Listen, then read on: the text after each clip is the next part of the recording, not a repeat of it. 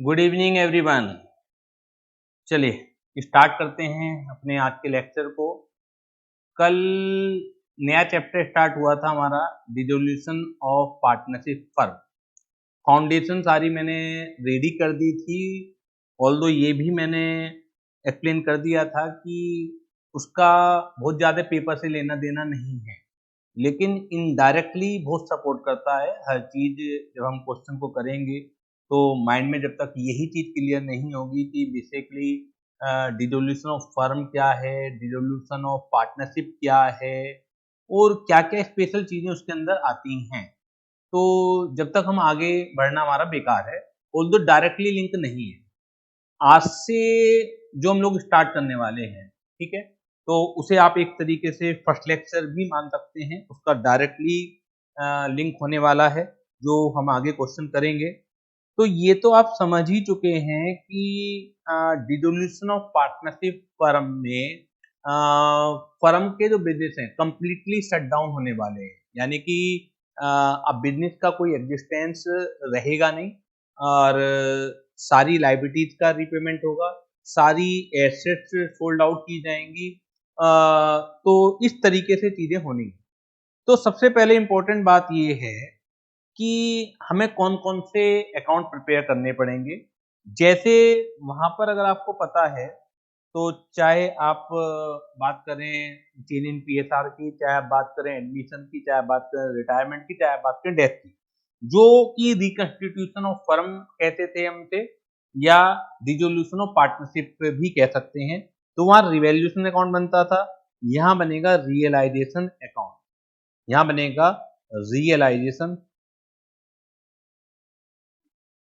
Realisation account.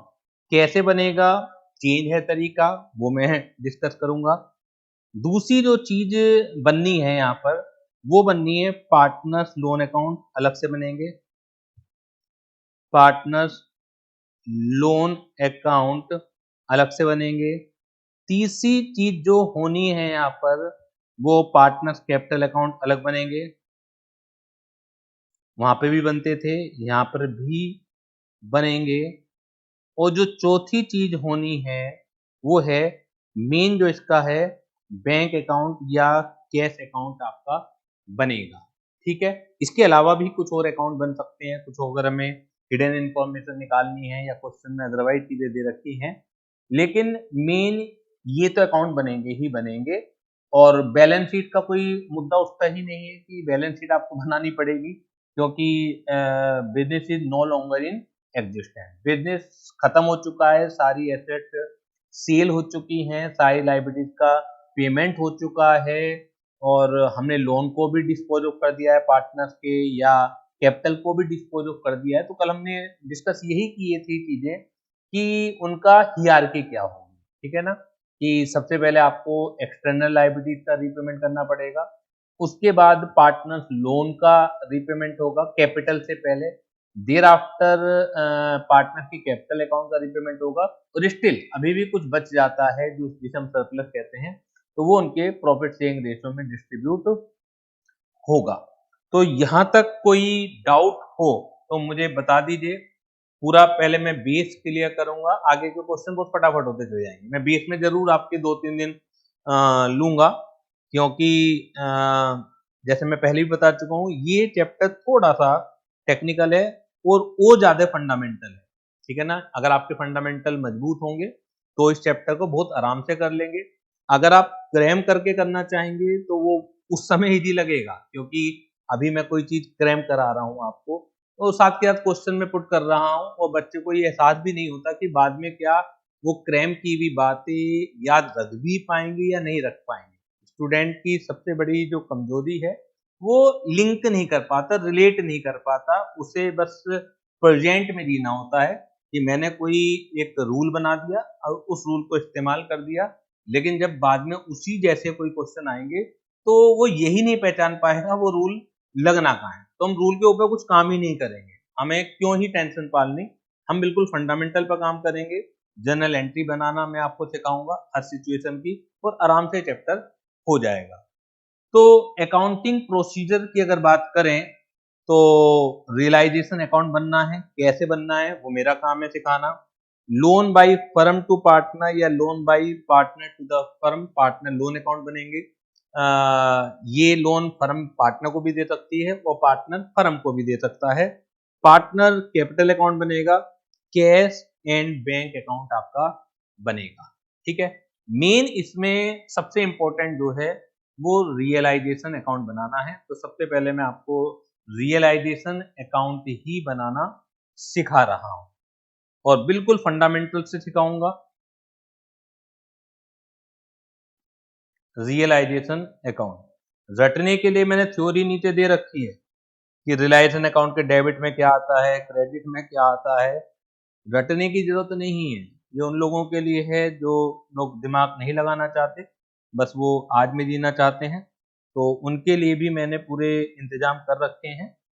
तो realisation account आप खुद सोच के बताइए, जैसे बैलेंस शीट आपको गिवन होगी, जिस भी डेट पर आप अपने बिजनेस को वाइंड अप करना चाह रहे हैं, लिक्विडेट करना चाह रहे हैं, उस समय कुछ एसेट्स हैं, कुछ लायबिलिटीज हैं, अब सबको बेचना चाहेंगे आप, ठीक है ना। लायबिलिटीज का पेमेंट करना चाहेंगे, एसेट को रियलाइज करना चाहेंगे और उस दौरान कुछ प्रॉफिट या लॉस हो सकता है कि एसेट को बेच के कुछ ज्यादा पैसा आ जाए, बुक वैल्यू से ज्यादा पर आ जाए, तो वो भी प्रॉफिट है आपके लिए।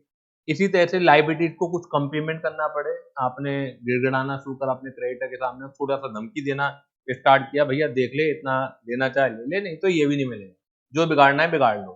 तो हो सकता है लायबिलिटीज को कुछ कम पेमेंट करना पड़े, वो भी एक प्रॉफिट की चीज है। या उल्टा भी हो सकता है, तो एसेट को जब आप बेचने मार्केट में जाए उतनी वैल्यू भी ना मिले जो बुक वैल्यू है, ठीक है ना। इसके अलावा चलिए लायबिलिटीज को तो आप बुक वैल्यू से ज्यादा पर कोई भी पेमेंट नहीं करता, लेकिन अनरिकॉर्डेड लायबिलिटीज है जो आपको पता ही नहीं थी अभी तक और वो एक लायबिलिटी सामने आ गई, तो उसे पेमेंट करना पड़ेगा। तो यहाँ लॉस भी हो सकता है, ठीक है ना। तो जैसे रिवैल्यूएशन अकाउंट में होता था, ऐसे ही रियलाइजेशन अकाउंट में प्रॉफिट या लॉस दोनों ही संभव है। अब बात ये आती है, ये बनता कैसे है, ठीक है ना। बिल्कुल एक तरीके से टाइप का P&L अकाउंट ही है, जितने भी लॉस की चीजें हैं वो सब डेबिट में जाएंगी, जो भी इनकम की चीजें हैं वो क्रेडिट में जाएंगी। तो मैं सिमिलर कह रहा हूं केवल आपके कॉन्सेप्ट को स्ट्रॉन्ग करने के लिए, बिल्कुल सिमिलर तो बिल्कुल नहीं है। ऐसा नहीं है कि बिल्कुल P&L की कॉपी है ये। Revaluation account profit and loss की कॉपी होता था, ये बिल्कुल कॉपी तो नहीं है, लेकिन फिर भी मोटा मोटा ये याद जरूर रखिएगा कि जो भी एक्सपेंसेस या लॉसेज हैं वो सब डेबिट में जाएंगे और जो भी इनकम या प्रॉफिट है वो सब क्रेडिट में जाएंगी। तो ये वाली नेचर तो वो P&L से मैच करती है।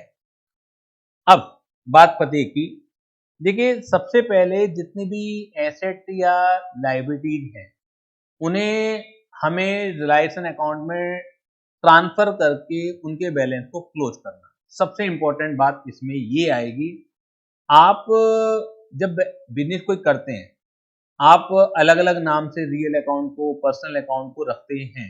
उसका मेन मकसद यही होता है कि जिससे आपकी जो बैलेंस शीट है, जो आपकी पोजीशन है, वो फेयर रिप्रेजेंट करे आपके बिजनेस को और आपको भी क्लैरिटी रहे। आपके जो यूजर्स हैं, चाहे वो गवर्नमेंट यूजर्स है, स्टेक होल्डर है, चाहे वो कस्टमर हैं, कोई भी है, तो उन्हें भी एक फेयर पोजीशन का पता लगे। लेकिन अब तो बिजनेस खत्म होने वाली है, ठीक है ना, बिजनेस खत्म हो गई है, तो अब अलग अलग नामों का आप करेंगे क्या, ठीक है। तो सबसे पहला जो काम होता है इसमें, हमें सारे अकाउंट बंद ही करने हैं। आप समझ लीजिए सारे अकाउंट क्लोज करने, बिजनेस शट डाउन हो रहा है। तो एसेट को क्लोज करने का तरीका क्या होगा, जितनी भी एसेट हैं सबके डेबिट बैलेंस होते हैं, बताइए होते हैं या नहीं होते हैं, सबके डेबिट बैलेंस होते हैं। तो अगर आपको एसेट को क्लोज करना हुआ तो आप उसके लिए एंट्री क्या पास करेंगे, for closure of asset, for closure of asset. Asset के डेबिट बैलेंस होते हैं, तो अगर इन्हें क्लोज करना हुआ तो इन्हें क्रेडिट करना पड़ेगा टू एसेट, टू बिल्डिंग है, टू प्लांट मशीनरी है, टू डेटर्स हैं, ठीक है ना, टू ट्रेड रिसीवेबल्स हैं, टू इन्वेंट्रीज हैं, अलग अलग नाम से आप क्रेडिट करेंगे और रियलाइजेशन को डेबिट करेंगे। रियलाइजेशन को डेबिट करेंगे।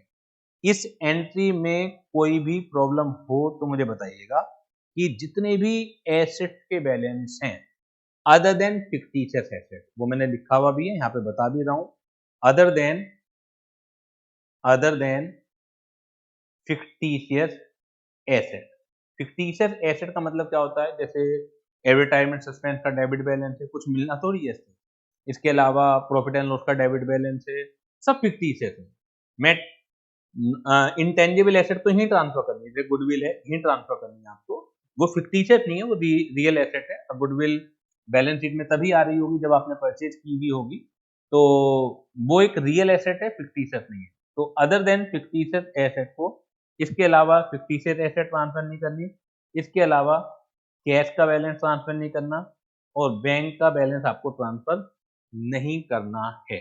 यहाँ पर कोई डाउट हो मुझे बताइए, बाकी सारी एसेट्स आपको ट्रांसफर करनी है, बाकी सारी एसेट्स आपको ट्रांसफर करनी है। और ट्रांसफर करने के लिए रूल क्या है, realisation account debit to asset account. और ये सिंपल सी फंडामेंटल है कि एसेट के डेबिट बैलेंस होते हैं, उन्हें क्लोज करने हैं हमें बैलेंस को, क्योंकि अब इनके नाम का कोई मतलब नहीं है, ठीक है ना, कि बिल्डिंग कितने की है हमारी, इन्वेस्टमेंट कितने की, इन्वेंट्री कितनी, ये सब कुछ खत्म हो रहा, बिकना ही है अल्टीमेटली। तो हमने सबसे पहले उसे रिलायसन में ट्रांसफर करके सारे के सारे एसेट के बैलेंस को खत्म कर दिया। इस वाली बात में कोई भी प्रॉब्लम हो मुझे बताइए, कोई भी प्रॉब्लम हो मुझे बता दीजिए। यहां से एमसीक्यूज बहुत चांसेस रहते हैं, एक एक दो दो नंबर के जो एमसीक्यूज हैं, हर एक बड़ा क्वेश्चन भी मिल ही सकता है आपको। यहां तक कोई भी प्रॉब्लम हो, यस और नो, फिर मैं आगे बढ़ूंगा।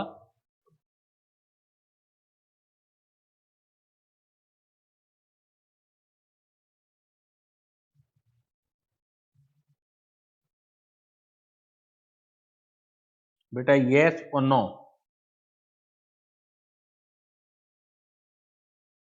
आई am not receiving your response. थोड़ा जल्दी रेस्पॉन्स दिया कीजिए, बहुत वेट करा देते हो आप लोग।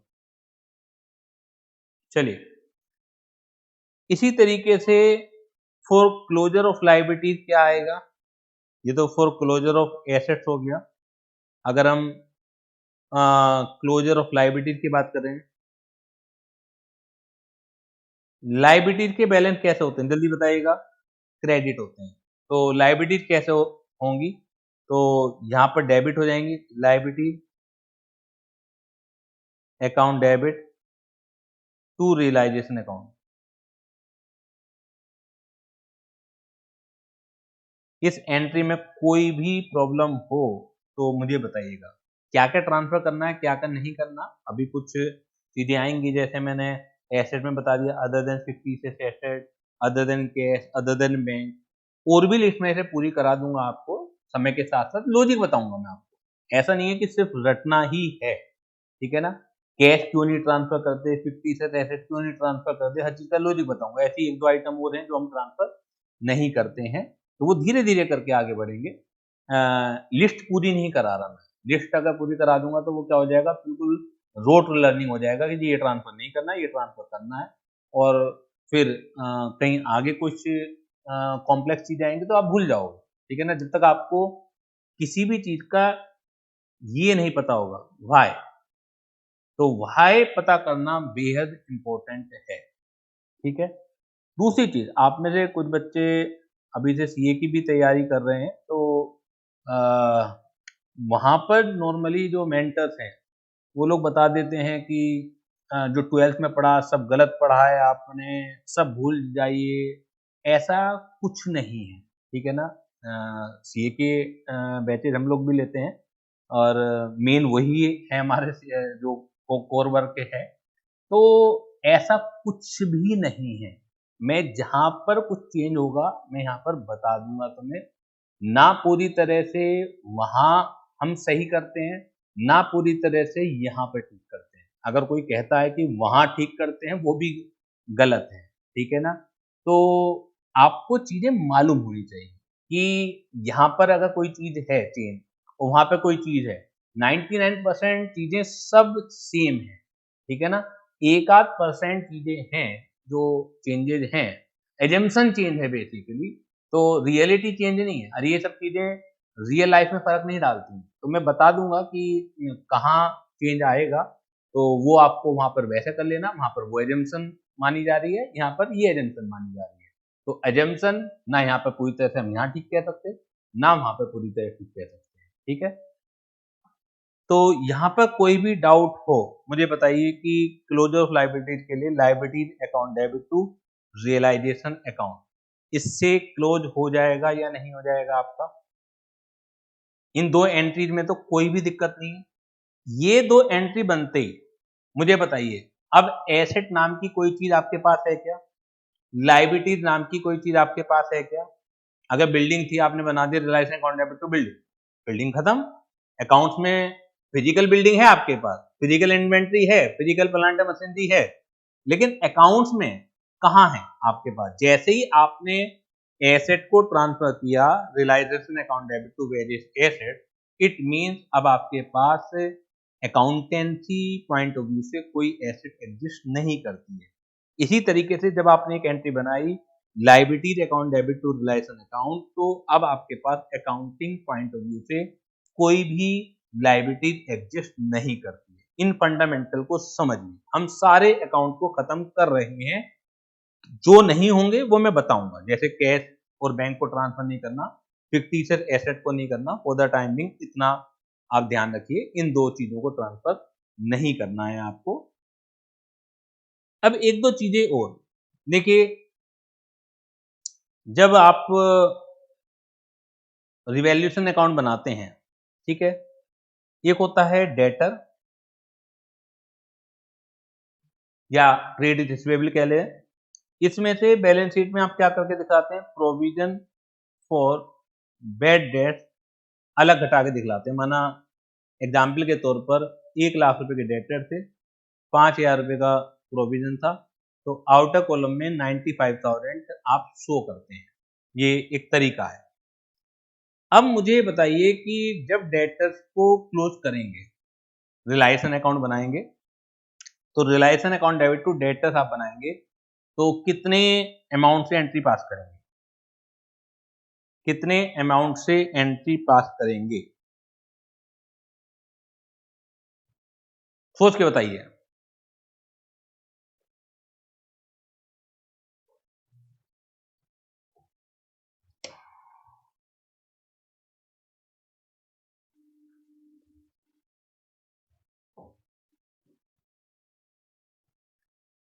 एक इशू मैंने आपके सामने रखा है कि if the debtors are of ₹1 lakh और उसमें से प्रोविजन फॉर बैड डेट 5,000 के हैं और आउटर कॉलम में बैलेंस शीट में 95,000 रिफ्लेक्ट हो रहा है, तो जब आप रिलायसन अकाउंट डेबिट टू डेटर्स बनाएंगे तो किस अमाउंट से बनाएंगे।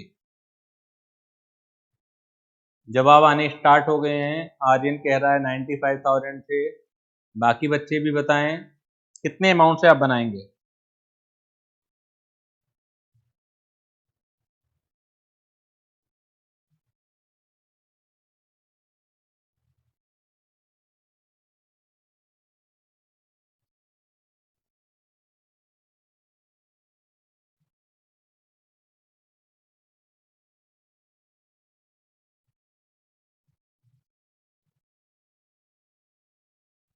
भुवी, लवी,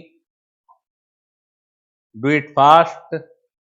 जितना आप फास्ट जवाब देंगे उतना ज्यादा कोर्स में करा पाऊंगा।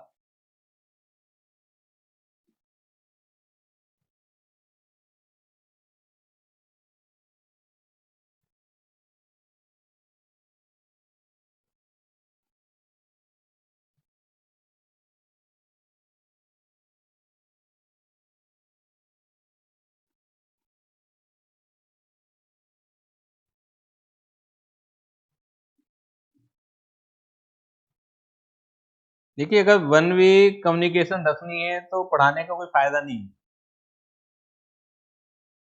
अगर आप जवाब देना ही नहीं चाहते हैं। मैं अभी की अभी बंद कर देता हूँ क्लास को।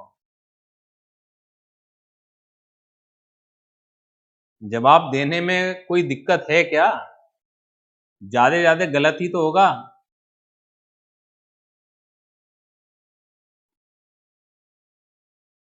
हम लवी कह रही है 1 लाख और भुवी कह रहा है sir data 1 lakh debit side और प्रोविजन 5,000 क्रेडिट साइड शो होगा मे बी।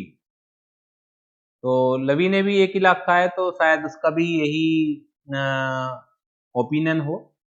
और मैं बताना चाहूंगा बिल्कुल सही है। आर्यन यू आर रोंग, ठीक है। और आई थिंक मुझे तुमसे ज्यादा उम्मीद थी कि तुम सही बताओगे, लेकिन तुमने सही नहीं बताया है, बाकी लोगों ने सही बता दिया है। फंडामेंटल पर वर्क करना है, मेरी लैंग्वेज पर वर्क करना है, और ये मैं यहाँ पर भी आपको कई बार बता चुका हूँ। क्लास 12th में भी मैं बता चुका हूँ आपको कि प्रोविजन फॉर बैड डेट्स यहाँ शो होता है, ठीक है ना। ये एंट्री बनती कैसे होगी? P&L account debit to provision for bad debts. देखा जाए ये क्रेडिट बैलेंस है, बस यहाँ पर हम डेटर्स में से माइनस करके दिखला देते हैं। डेटर्स तो 1 ही लाख के हैं, यानी कि अगर आपको डेटर्स का बैलेंस उतारना पड़े कभी किसी जगह, तो ये एंट्रीज आपको बैलेंस शीट में है, तो to balance brought down 1 lakh से उतारोगे, 95,000 से नहीं उतारोगे। जब एक्चुअल बैड डेट्स हो जाते हैं वो डेटर्स में पोस्टिंग जाती है। जब एक्चुअल बैड डेट्स हो जाते हैं तो वो डेटर्स अकाउंट में पोस्टिंग जाती है। तो यहाँ पर अगर प्रॉपर क्लोज करने हैं अकाउंट को, तो डेटर्स को पूरे 1 लाख से क्रेडिट करना पड़ेगा, यानी कि realisation account debit to debtor account. अब प्रोविजन फॉर बैड डेट्स का भी क्योंकि क्रेडिट बैलेंस है तो इसे क्लोज करना होगा, तो provision for bad debts account debit to realisation account, provision for bad debts account debit to realisation account. Got it? अब भूलोगे नहीं, इसीलिए मैं तुमसे पहले पूछ रहा हूं। अगर मैं वन वे कम्युनिकेशन रखूंगा तो आप भूल जाओगे, आपको लग रहा है बस ये चीजें आप समझ में आ रही हैं, लेकिन इतनी छोटी छोटी चीजें हैं, इतनी बारीकी चीजें हैं, आप भूलोगे ही भूलोगे। ये चैप्टर रट के काम चला ही नहीं सकते, कॉन्सेप्ट ही आपको समझने पड़ेंगे। और तुमने पीछे भी देखा, मैंने पहले फंडामेंटल मजबूत करे और उसके बाद आपके बाकी चैप्टर बहुत इजी हो जाते हैं। कुछ ज्यादा सोचना नहीं पड़ता, आपको कोई स्टेप याद नहीं करने हैं। क्लियर हो गई बात ये? अब इसे मैं थ्योरी से भी पढ़ा देता हूं आपको, जो मैंने आपके लिए लिखी हुई है थ्योरी।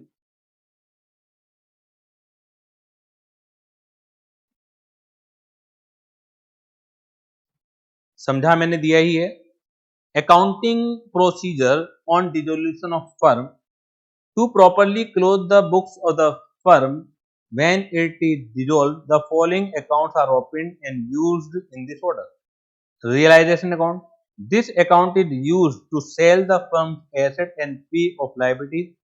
प्रॉफिट और loss from realisation is transfer to the partners capital account. जो भी इससे प्रॉफिट या लॉस होगा वो कैसे निकलेगा हम देखेंगे। अभी तुमने एसेट को टू में ट्रांसफर कर दिया और लाइबिलिटीज को बाई में ट्रांसफर कर दिया, ठीक है।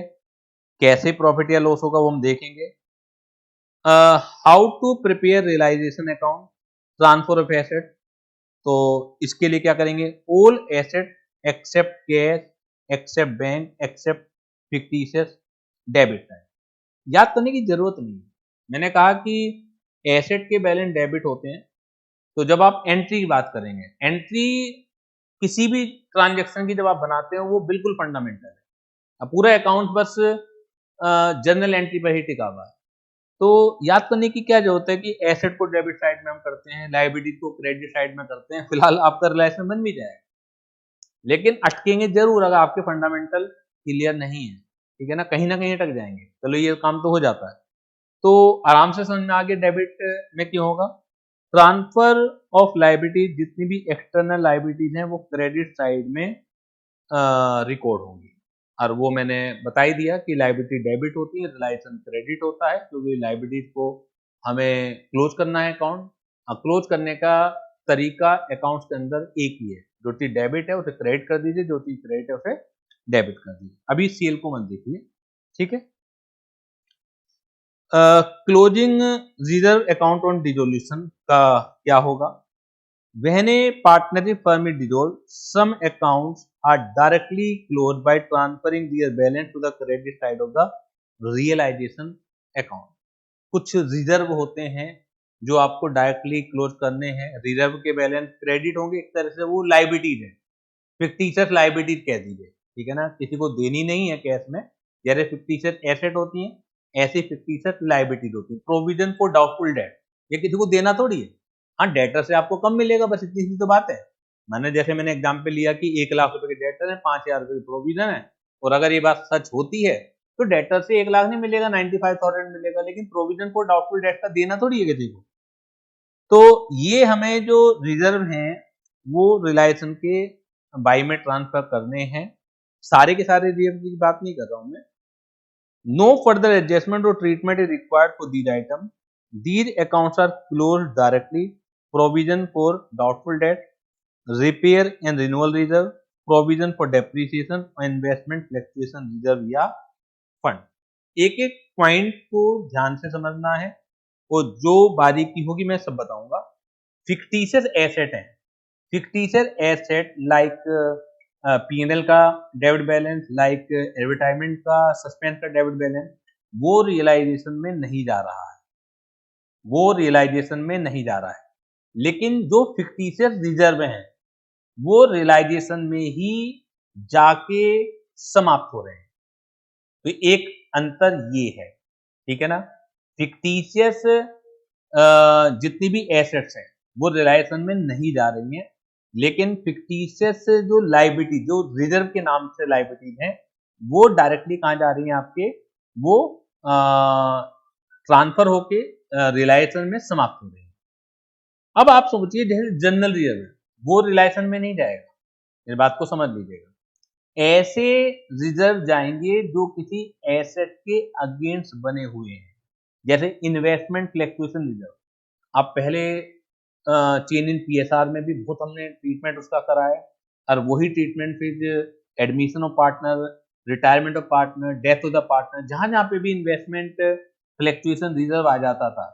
मुझे बताएंगे आप कि क्या वर्क होता था इन्वेस्टमेंट फ्लक्चुएशन रिजर्व का? मैं थोड़ा जानना चाह रहा हूं।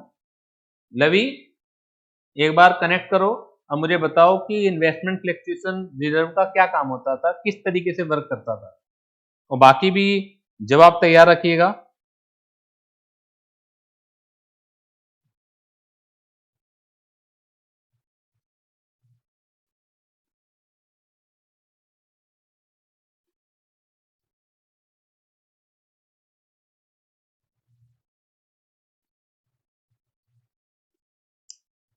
लवी, एक बार कनेक्ट करो।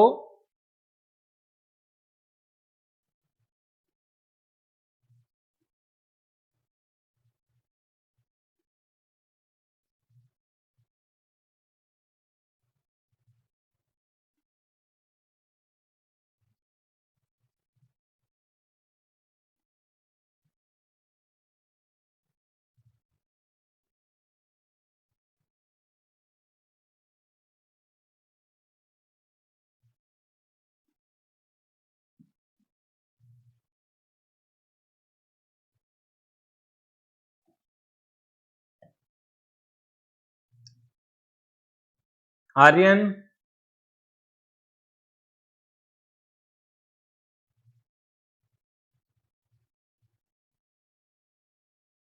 बेटा लाइव क्लास में 5-5 मिनट थोड़ी रुका जाता है।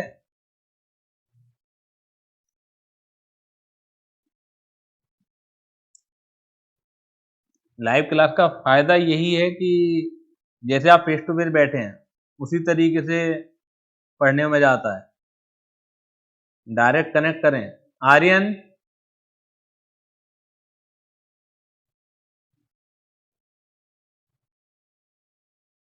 मुझे लगता है ढूंढने निकल बैठे आप, पुराने पन्ने खोज रहे हैं। क्या मेमोरी है आप लोगों की, इतने सारे क्वेश्चन किए हैं। यस लवी,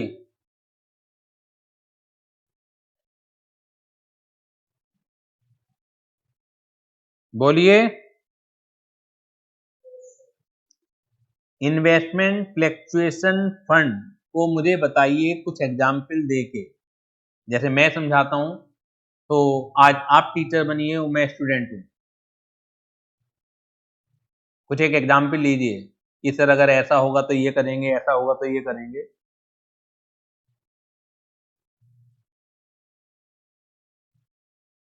किस लिए यूज होता है ये?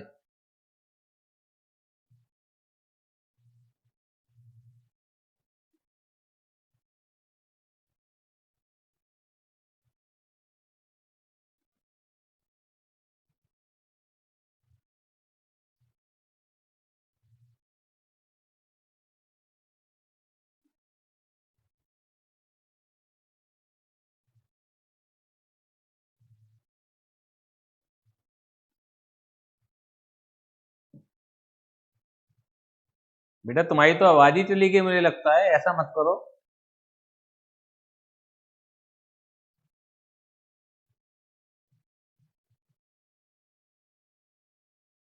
आर्यन तुम कनेक्ट करो।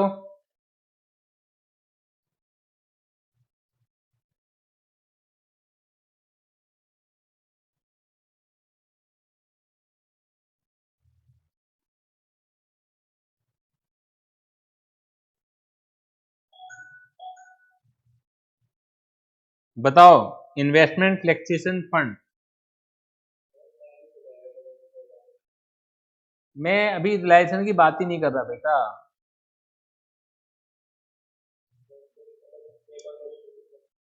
मैं बात कर रहा हूँ पुराने चैप्टरों में जो मैं इन्वेस्टमेंट फ्लेक्चुएशन फंड क्या होता है, उसका यूज क्या होता है, मैं एग्जाम्पल दे दे के बताता हूँ ना आपको। रिटायरमेंट में भी देखा क्या?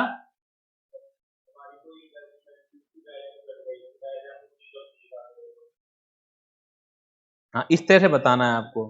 माना एक बैलेंस शीट है, यहाँ पर इन्वेस्टमेंट फ्लैक्चुएशन फंड पड़ा हुआ है, IFF है, ये पड़ा हुआ है 50,000 रुपए का, और एसेट साइड में इन्वेस्टमेंट है,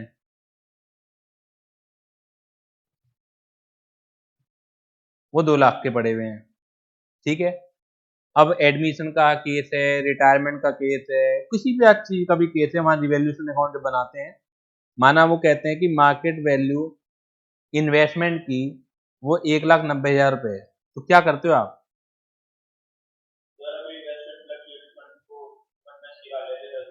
10,000। रिवैल्यूएशन में तो ये लॉस नहीं जाता ना? उसका कारण क्या है कि एक तरह से जो मैं समझाता हूँ कि आपने बीमा करा रखा है, तो जब बीमा करा रखा है, अगर आप बीमार हो जाते हो तो पहले बीमा कंपनी देगी, आपके पर्सनल में से नहीं जाएगा। लेकिन अगर दूसरा केस है कि मार्केट वैल्यू 1,40,000 रह गई इन्वेस्टमेंट की, तो क्या होता है? 50,000 रुपए निकाल लेते हैं, 10,000 बहुत बढ़िया, यही मैं जानना चाह रहा था, ऐसे ही होगा ना?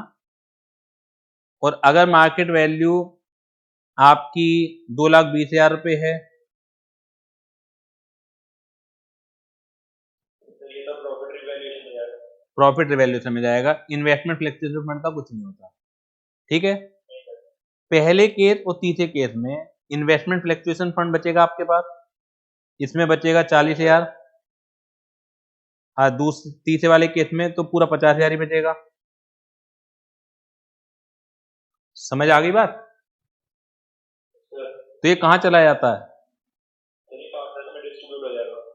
ट्रांसफर टू कैपिटल अकाउंट चला जाता है, नहीं चला जाता? अगर इन्वेस्टमेंट फ्लेक्चुएशन फंड आपके पास बचता है, तो जब हम रिवैल्यूएशन अकाउंट वाले केसेस होते हैं और ये सिचुएशन मैंने समझा दी है, तो बचा हुआ investment fluctuation fund transfer to the capital account चला जाता है। चला जाता है, नहीं चला जाता? यहां पर कोई भी केस अगर होगा, सपोज कीजिए कि आपके पास इन्वेस्टमेंट फ्लेक्चुएशन फंड 50,000 रुपए का है, इन्वेस्टमेंट 2 लाख रुपए के हैं, और मार्केट वैल्यू 190 की है। अभी मैं सेल परचेज की बात कर ही नहीं रहा आपको, अभी तो मैं क्लोज करने की बात कर रहा हूँ अकाउंट को। बात समझ में आ रही है? तो यहाँ बिल्कुल सीधा सच्चा सा रूल है, ये भी रिलायसन में जाएगा और ये भी रिलायसन में जाएगा। अपनी पूरी वैल्यू से आप बीमा वगैरह के इंश्योरेंस को भूल जाओ। Getting this point? जो जो डिफरेंसेस हैं पहले मैं वो लेके चल रहा हूं कि कंफ्यूजन की कोई जगह ही ना रहे तुम्हारे पास, रट के तो परेशान हो जाओगे तुम। यहां पर इन्वेस्टमेंट पूरे 2 लाख रुपए से क्लोज होंगे, इन्वेस्टमेंट फ्लक्चुएशन फंड पूरे 50,000 रुपए से क्लोज होगा। कोई भी केस हो, यहाँ केस को ध्यान ही नहीं रखना तुम्हें, चाहे इन्वेस्टमेंट की वैल्यू 220 आ जाए, चाहे इन्वेस्टमेंट की वैल्यू 140 आ जाए, चाहे इन्वेस्टमेंट की वैल्यू 190 आ जाए, कोई फर्क नहीं पड़ना इस चीज से। क्लियर है? पूरा अमाउंट जाना है। अब मुझे ये बताइए, इन्वेस्टमेंट फ्लक्चुएशन फंड की क्लोजिंग एंट्री क्या बता रहे थे तुम?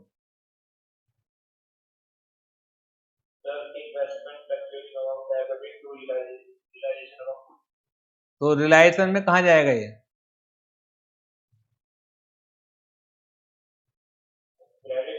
बिल्कुल सही, investment fluctuation fund account debit to reliance account, ये क्रेडिट में जाएगा। और हर चीज के मैं लॉजिक भी बताऊंगा।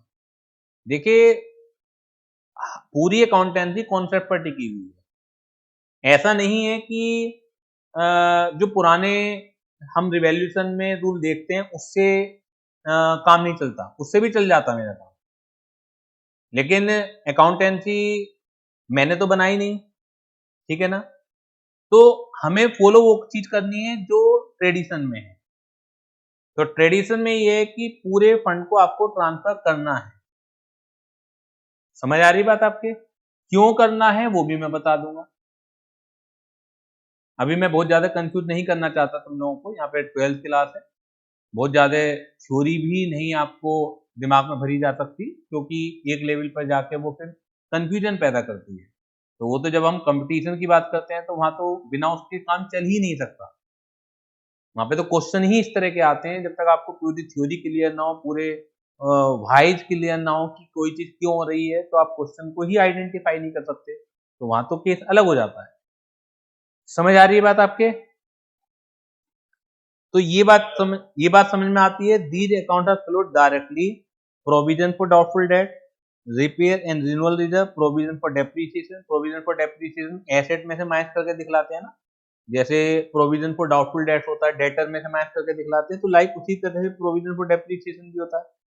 इन्वेस्टमेंट फ्लक्चुएशन रिजर्व फंड, लेकिन जो नॉर्मल रिजर्व फंड होंगे वो तो आपके डायरेक्टली कैपिटल अकाउंट में जाएंगे। जो नॉर्मल रिजर्व फंड होंगे वो डायरेक्टली आपके कैपिटल अकाउंट में जाएंगे। लेकिन ये जो फंड है इन्हें एक तरह से फिक्टिशियस लायबिलिटीज कह सकते हैं।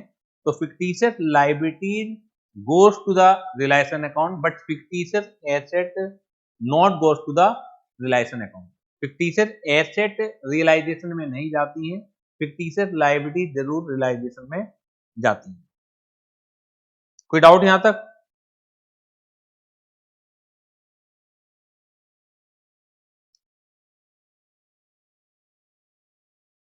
Difference between revaluation account Reliance account self पढ़ लीजिएगा, मैं मोटे मोटे डिफरेंस बता ही दे रहा हूं आपको। रिवैल्यूएशन अकाउंट बनाया जाता है at the time of change in PSR, at the time of admission of partner, at the time of retirement, at the time of death. और रियलाइजेशन अकाउंट बनाया जाता है at the time of dissolution of firm. Purpose क्या है revaluation का? To record the increase oblique decrease in value of asset oblique liability, यानी कि asset की वैल्यू में जो इंक्रीमेंट या डिक्रीज है उसे रिकॉर्ड करने का पर्पज हमारा रिवैल्यूएशन अकाउंट है। और रियलाइजेशन का जो पर्पज है, यहाँ इंक्रीज या डिक्रीज रिकॉर्ड नहीं करते, यहाँ सेल और सेटल डाउन द लायबिलिटीज को हम रिकॉर्ड करते हैं। एसेट को सारी सेल करेंगे, लायबिलिटीज का पेमेंट करेंगे। अभी मैंने सेल की एंट्री नहीं बताई तुम्हें, अभी मैंने पेमेंट और लायबिलिटीज की एंट्री नहीं बताई तुम्हें, ठीक है, लेकिन मैंने अभी क्लोज करवाए हैं अकाउंट। तो इसका पर्पज आपका ये है। रिवैल्यूएशन में केवल change in value of asset या change in value of liability ही रिपोर्ट करते हैं, और रियलाइजेशन के अंदर फुल वैल्यू ऑफ एसेट और फुल वैल्यू ऑफ लायबिलिटी हम रिकॉर्ड करते हैं, except care, except bank, except fictitious. Type of adjustment, adjustment are based on revaluation, और यहाँ पर adjustment are based on realisation, ये भी हम सीखेंगे। प्रॉफिट ऑब्लिक लॉस ट्रीटमेंट, वो कैपिटल अकाउंट में जाता है रिवैल्यूएशन का भी, और यहाँ का रिलायंस का भी प्रॉफिट एंड लॉस एक ही जगह जाता है, कैपिटल अकाउंट में। कंटिन्यूड बिजनेस रिवैल्यूएशन के बाद कंटिन्यू रहता है, और रिलायंस के बाद पूरे सेटलमेंट हो जाते हैं और बिजनेस परमानेंटली क्या हो जाता है, क्लोज हो जाता है। तो छोटे छोटे से डिफरेंस हैं। एक बार आपने जब दोनों टर्मिनोलॉजी को समझ लिया है तो मैं हमेशा ही ये बोलता हूँ कि डिफरेंस तो कभी भी याद करने की चीज होती नहीं, आप अपने आप बना सकते हैं। क्लियर है? जर्नल एंट्री अभी मैंने बताई हैं, जो बताई हैं मैंने यहाँ पर लिखा हुआ भी है उस चीज को। तो एक एक पॉइंट और पढ़ लेते हैं यहाँ पर। For transfer of asset, all assets account excluding cash, bank loan, loan to the partner and fictitious asset, ठीक है ना। तो लोन टू द पार्टनर यानी कि पार्टनर को जो लोन दिया वो फर्म के लिए एसेट है, पार्टनर से जो लोन लिया वो फर्म के लिए लायबिलिटी है, ध्यान रखिएगा। तो जो लोन टू द पार्टनर है वो भी ट्रांसफर नहीं होता है रिलायंस में। In fictitious asset like profit and loss account, deferred revenue expenditure are closed by transfer to the debit of reliance account at their book value. Market value का कोई मतलब नहीं है मुझे, कितने पे सेल हुई मुझे कोई मतलब नहीं है, हमें पहले उनकी बुक वैल्यू पर उसे खत्म करना है।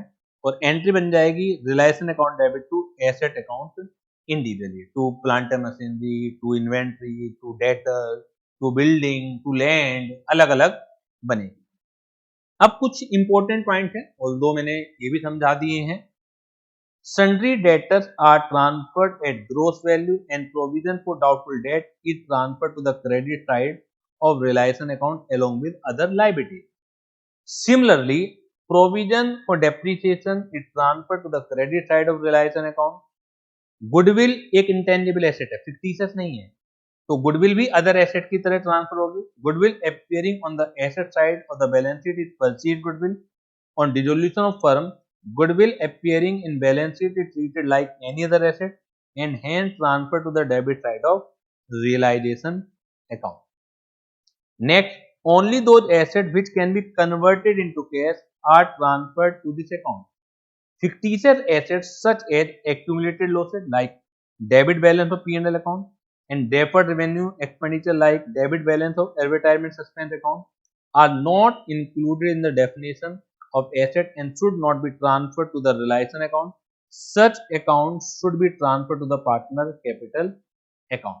जितने भी ये P&L के डेबिट बैलेंस हैं, एडवर्टाइजमेंट सस्पेंस अकाउंट है, ठीक है, ये सारे के सारे पार्टनर कैपिटल अकाउंट में जाते हैं। जैसे जनरल रिजर्व भी हम सीधे पार्टनर कैपिटल अकाउंट में ले जाएंगे, ऐसे ही इनके डेबिट बैलेंस। इसका मतलब है फिक्टिशियस एसेट के लिए जो रूल रिवैल्यूएशन के दौरान था, वहां पे भी debit balance of P&L directly goes to the partners capital account, advertisement suspense account directly goes to the partner capital account. वही चीज यहाँ पर भी है, रिलायंस के दौरान में भी वही चीज है। तो यहाँ तक कोई भी डाउट हो तो मुझे बताइए, कोई भी डाउट हो मुझे बताइए। If there exists a provision against any asset such as provision for bad and doubtful debt or provision for depreciation, the assets should be transferred to the realization account at its gross figure and such provision account should be transferred to the credit side of realization. For example, if total debt is 50,000 and provision for doubtful debt 4,000, तो इसकी entry क्या होगी, इसे समझ लीजिए। अगर debtor आपके 50,000 हैं तो एंट्री होगी Reliance account debit, Reliance account debit to debtor account. कितने अमाउंट के हैं? 50,000। अब प्रोविजन फॉर डाउटफुल डेट आपका 4,000 का है तो इसकी एंट्री अलग होगी, प्रोविजन फॉर डाउटफुल डेट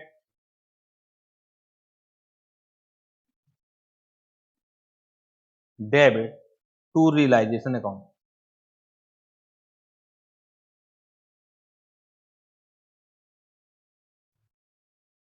$4,000।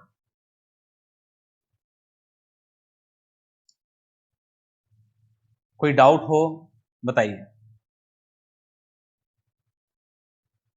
कोशिश मेरी यही रहेगी कि एक एक चीज़ें आपको अच्छी तरीके से समझ में क्लास में ही आ जाए, बहुत ज़्यादा आपको घर पर मेहनत ना करनी पड़े। इस तरीके से नोट सारे बनाए हुए हैं मैंने, रिवीजन में भी आपको बहुत हेल्प मिलेगी। एक एक थ्योरी मैंने लिखी हुई है और साथ के साथ मैं यहाँ पे समझा भी रहा हूँ। Now it is clear. एक क्वेश्चन है, Ritika and Isa are partner who share profit in the ratio of 4:3. Their firm was dissolved on 30th June 2025.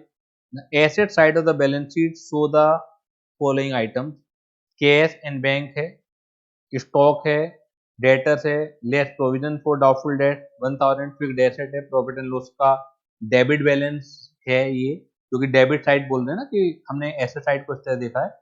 Pass journal entry for closing ledger, हमें क्लोजिंग लेजर की जर्नल एंट्री हमें pass करनी है, ठीक है। तो कैश एंड बैंक तो transfer होगा नहीं, तो Reliance account debit, realisation account debit, बाकी क्या क्या चीजें हैं, तो स्टॉक है, स्टॉक कितने का है, 18,000 का है। टू डेटर्स हैं, डेटर्स ग्रोस वैल्यू पर होंगे, 28,000 पर होंगे। इसके बाद टू फिक्स्ड एसेट है 45,000। प्रॉफिट एंड लॉस का डेबिट बैलेंस है, वो भी ट्रांसफर नहीं होगा, तो इसे टोटल कर लीजिएगा, 18,000 प्लस 28,000 प्लस 45,000, 91,000 ये आ गया।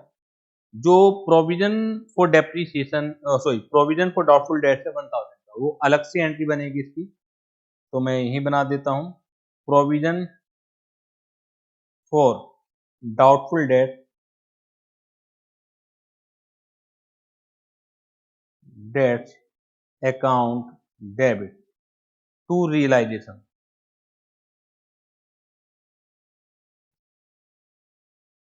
ये 1000 की अलग से एंट्री बनेगी।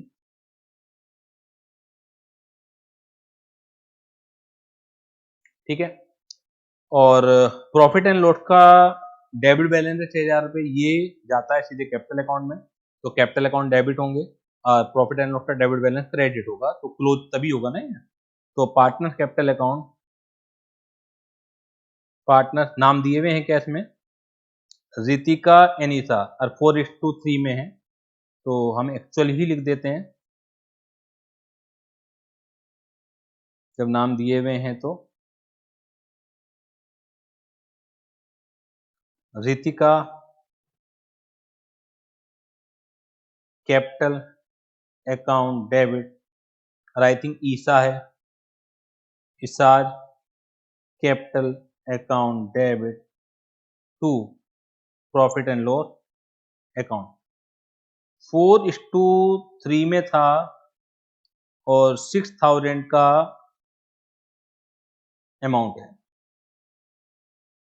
6,000 का अमाउंट है, 6,000 को डिवाइड कीजिए 4:3 में, तो एक आ जाएगा 3429,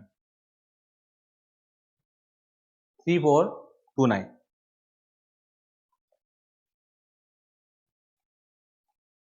और एक आ जाएगा 2571। ये क्लोजिंग एंट्री हो गई। कैश एंड बैंक का कुछ नहीं करेंगे, ये कहीं ट्रांसफर नहीं होता है, ठीक है।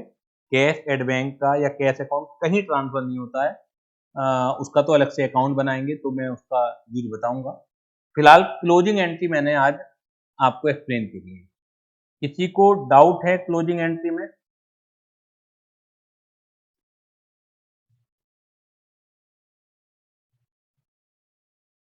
जल्दी से बताइए, किसी को डाउट है क्लोजिंग एंट्री में?